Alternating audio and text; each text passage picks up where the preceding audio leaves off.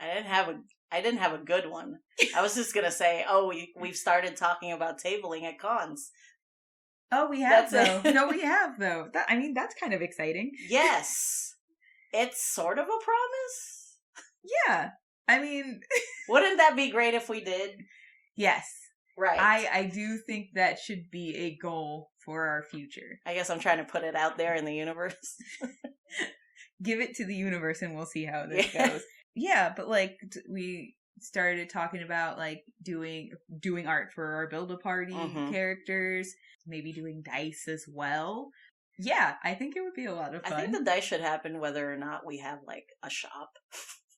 Oh, no, for sure. The dice should definitely happen. Even if nobody knows who these, or the people buying the dice don't actually know who these characters are. I still feel like somebody would absolutely be about like food dice. Yeah. Ooh, I would. Sign me up. But yeah, and then I was also thinking we could do merger. Maybe Spidey has some minis. This is just the company meeting on the mic. Yep. But Spidey's gotten so freaking good. I really think. I think he has. He has some easily sellable things already in the house. I believe in you, bud. I shouldn't whisper. He's half deaf. He's not going to hear that. I believe in you, bud. There you go. I feel like I just grew a bare belly and some gym shorts. You got real dad energy. Where did this PBR come from? Scratch your new beard. Mrs. doesn't like the whiskers. I don't know how to man. Is that how y'all do? Leave us a comment. If you man, leave us a comment. How do? That sounds okay. If you man, give comment. How do? But yeah, I guess just trying to put those good vibes out. Yeah. Also, I guess if you listen frequently, let us know how you feel about that. Would you like weird dice based on these characters, or just weird dice in general? Who doesn't like weird dice? I love weird dice. I don't know. I'm not the person to ask that question. I thought you were going to say like, hey, if you're local, check us out. And I was going to be like, oh, that too. How would they know where we are? Yeah. We've been so mysterious about it.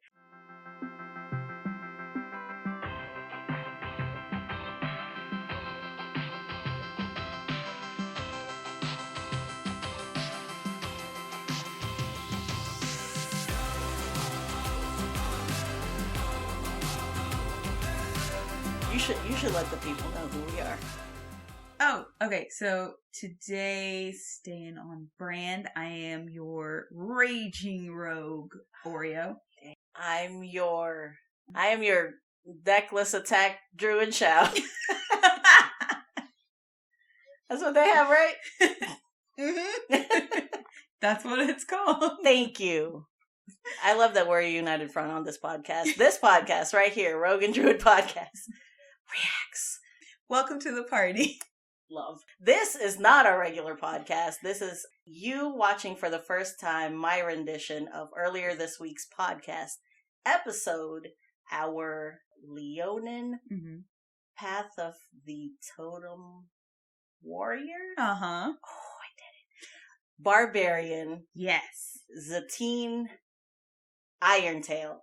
Damn, I remembered because I did a re-listen, boy. And our first barbarian at Yes, that. I'm very excited. Oh, also, we have to do what do you call when you retroactively?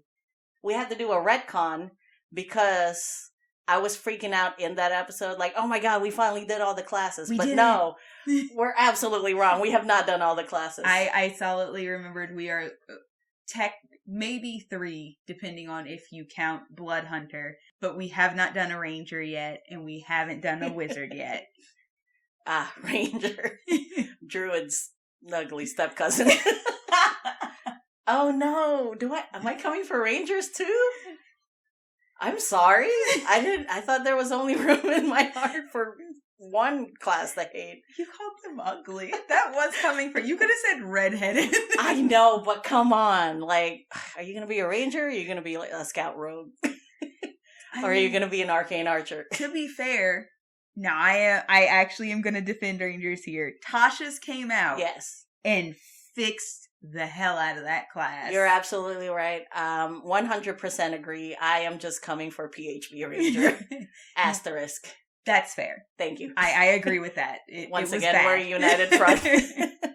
Anyways, we're not here to attack Rangers. We're here for the drawing. Actually, this character might be here to attack Rangers. We don't know yet. She's here to attack anyone. That's why it's called a deckless attack. I'm fully committed to this. Yep. I'm sorry.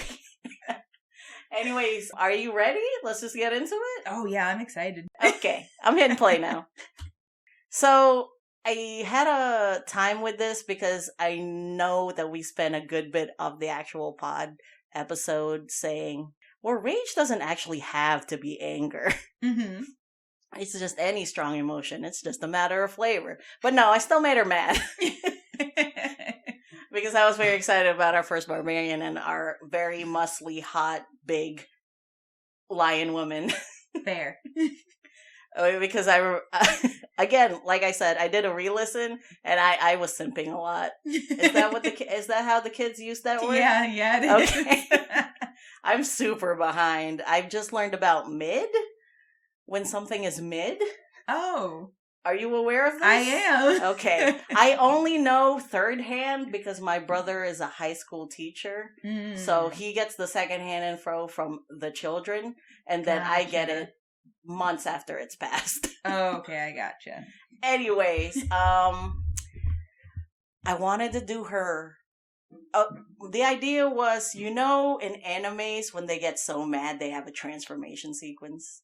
Uh-huh. It's like anti-Sailor Moon. It's Dragon Ball Z. Yeah.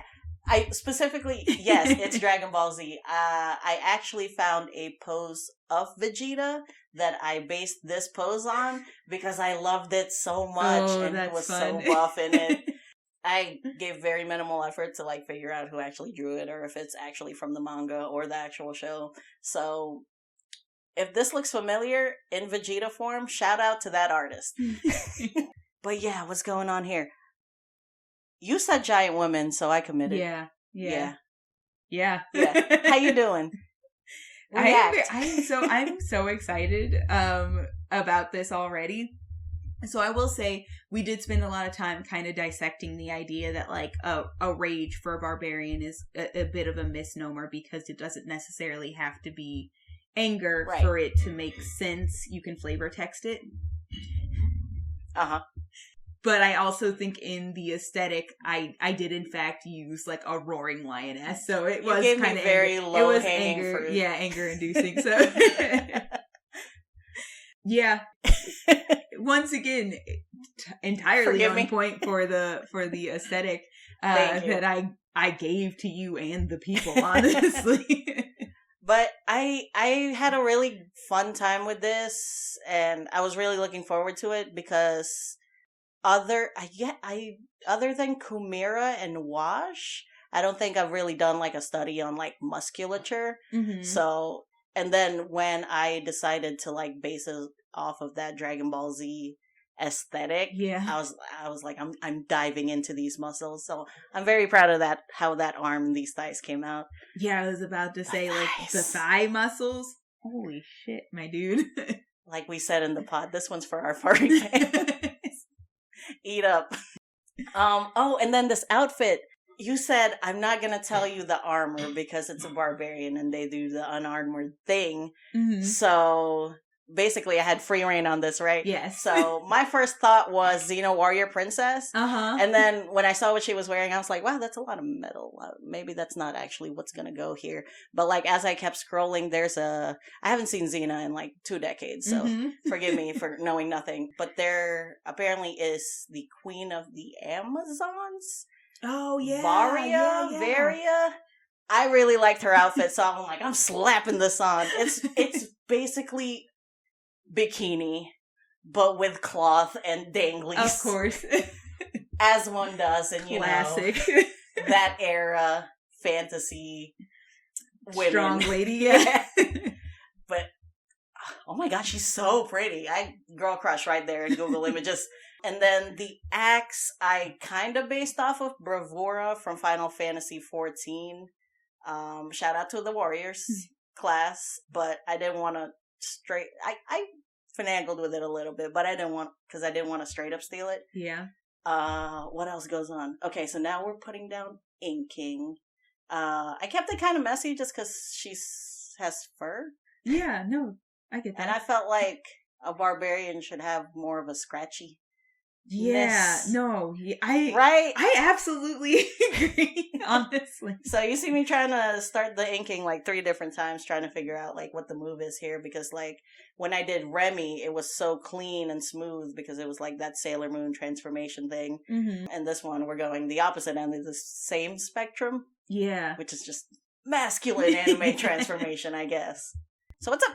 I'm really enjoying this so far. I don't usually comment too much on the weapons, but this is a really cool Thank you. This is awesome. Makes me want to go back and so play. Pretty. And honestly, Warrior was not a class that I played. I played, oh god, what did I play? It's been a minute. Bard. I played a Bard. Yeah. And I never got to get to like your big final weapon thing, which was unfortunate, but everybody just kind of passed me because I just didn't have the time to play like that. So I never really paid a lot of attention to like the bigger weapons because it was not my jam. Right. So I don't understand this reference, but this is pretty as hell. And I like it. Thank you. And I think the Xena vibe is just so right. Yeah. It made me so want to go right. back and watch the whole fucking thing, dude. It's such a good show. Right. It's so, I don't remember everything because I think a while ago on the podcast, I think I told you, like, I super forgot that Xena and Gabriella did not have an explicitly, like, open lesbian relationship. In my brain and my memory, they were. Just it was very much an open, obvious. I thought it was obvious. Yeah. Apparently, it wasn't technically an obvious lesbian relationship. But okay. Oh man, this looks so good. Thanks. But yeah, I didn't know what she was like as soon as she leaves the inn and tavern. I didn't know what she was going adventuring in, and I was like, she could dive into full sex. This is probably like her grandma's, when she was that age, armor. Yeah, she was practiced. She just never actually went out and adventured. So it would make perfect sense for her to be like, this is what I wore. I never got to really like use it in a battle, but it's yours now. Take it. I could absolutely see her opening that pack that her grandmother tied off for her and just be like, with a note that's like, it's for you now. But yeah, now I'm just adding the shading in here. I really recently, since Persephone, I've been enjoying this like shading without blending it in. Yeah. I think we're getting closer and closer to my style. Ooh, that's exciting. I know, but I don't know, it feels so dynamic and like loose, because I think that's my problem right now. I draw on a tablet, so like it's hard for me to get loose because it's like a smaller surface than like a sketch pad. Yeah, so I can't like use my whole arm. So like I've been trying to do these things like sketching in that bright red and like not being so meticulous to try to keep myself loose, and I think it's been I'm gonna also say I love the liberties that you've taken with this body as well, because I absolutely did not mention boobs at all. But these are, maybe I have a false memory. No, I truly believe you, but what did you want me to do? It's our first barbarian. I had to do it right. You had to do all the things. To be fair, our last muscle girl, there was no front showing. Yeah. So. Because you made her back tattoo too cool, so like it was a really cool back. I had to make a choice. I had to make a sacrifice. Yeah. Oh man. But in here, no sacrifices. I love it, and really and truly, give me more muscular people because it's so fun. It feels good to draw abs and be like, one day I'll have you. All right. Yeah. So that's it for the speed draw. How you doing, bud? I think this looks so cool. Thank you. Like, it just looks really, really awesome. It's such a mood, honestly. Yeah, and even though she's like technically like kneeling, it still feels incredibly dynamic. Thank you. Yeah, and also I'm really glad how the face turned out, because like I said going in, I didn't want it to necessarily be rage. I just wanted it to be like a strong emotion, like we talked about. In the end, it looks kind of rageful, but like she could also be anguished. Yeah. Or she could just be devastated. I guess that's what comes across because she's on her knees. Like, it could be like she's feeling negatively, not from a place of anger. Yeah. Yeah. What else goes on? That's it. Shout out to Barry in early March, because it made drawing her hands and feet so much easier, getting that practice in. I did see you banged them out, those lion body parts easy peasy. So quick. Again, shout out to Aaron Blaze, the guy that worked on Lion King, who does like free YouTube videos now. He's just so helpful. But yeah, and also for the color palette, I straight picked from the live, quote unquote, live action Lion King, Nala. So there's a sprinkling of Beyonce in here. Classic. Just a dusting. I will also say, like, speaking of like lion parts, you did such a good job of showing this mostly kind of front facing muzzle Thank you. area, because like it could have ended up really, really like flat and weird looking, but you still very distinctly understand like I'm so glad the depth and the shape that's going on there. That was actually the body part that worried me the most, because like it's not a regular human face shape, and then on top of that, it's a weird angle. On top of that, this is the first time I'm doing a girl lion, and then and after I did the inking, I was like, oh no, I feel like I'm starting to lose like how feline it is. There was a one point in the inking where I was like, she looks like a dog now. So that was kind of frustrating, but I'm glad that I brought it back to really lion-y place. Yeah. Yes. You super did. I also just want to. You got such a highlight on these boobs. It's wonderful, honestly, and it's somebody's appreciating the hell out of that. I certainly am. I think like the way you also like did these like tufts of fur and stuff like that. The decision to make it less clean, I think, was a really good decision, because there's not like a huge highlight on her legs and the fur that's obviously there, but because you have it kind of messy, you can it's kind of still hinting at that, whether like without any real effort on your part to actually like make those distinct sections of like hair sticking out, stuff like that. Thank you. I also, because I didn't mention anything about this, but I do love these little like added details. I actually kind of love you like just going wild and having whatever say you want to have on these outfits, especially like just tiny detail, these like pierced ears. Thank you. That's also another thing I've been working on, because I really wanted.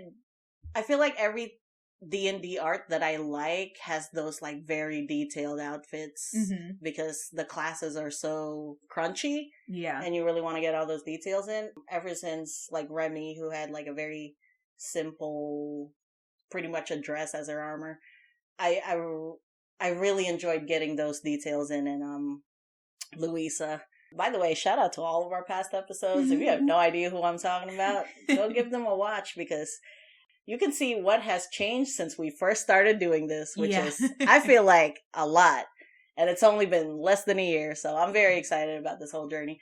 But anyways, I really love tiny outfit details, and I want to add more of that. It's just been a matter of time, and now recently I've really been working on getting these out and a better timeline. So I think I have more time to really get those little bits in, because I feel like they add so much to the whole vibe of a character.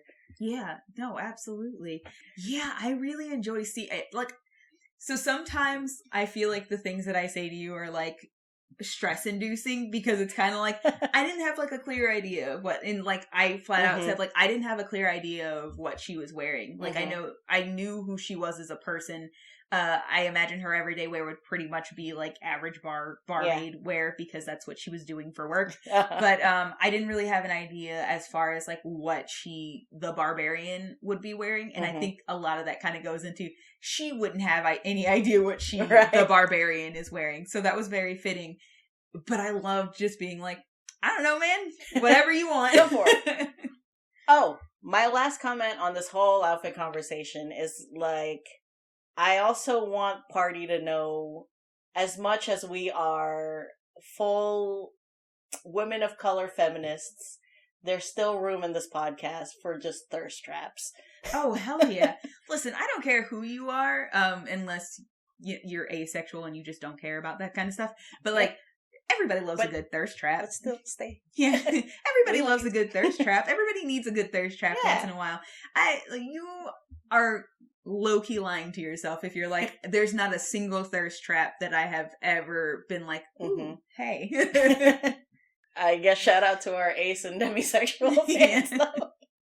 Let us know in the comments what kind of a thing I could illustrate to be spicy for you. That would be really fun. I mean, I get ace, obviously, you're not really going to get like a spicy reaction. I will draw a warm fireplace in front of a bearskin rug, dim lighting, cuddled up under a freaking handmade yarn.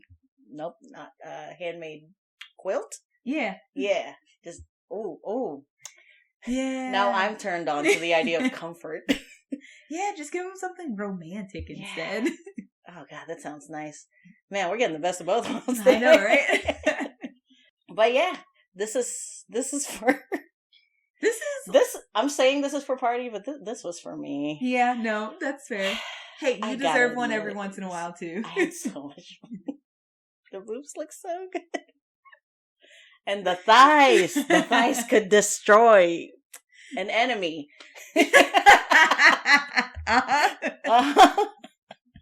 D&D is for everybody. Everybody. But yeah, this is for you guys. Enjoy. This is for you. This is for me. This is for all of us. Like I said earlier, if you haven't... Wait, are you good? May I the only other thing I was going to say is this was absolutely a thirst trap, but I do love that you still managed to put some depth in there. Thank you. Sometimes that's how D&D characters... We're subverting a trope.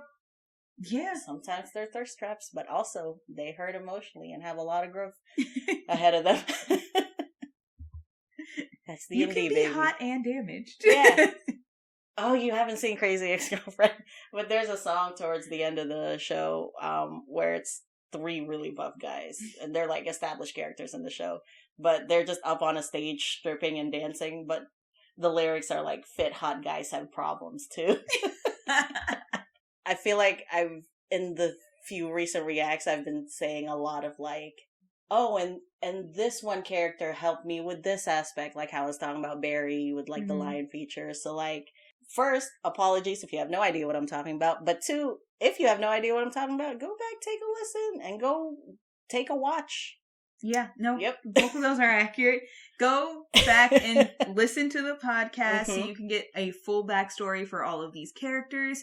And then come back over to the YouTube and check out all of these react videos. Yes, that's especially important this month because later on this month, we are doing a...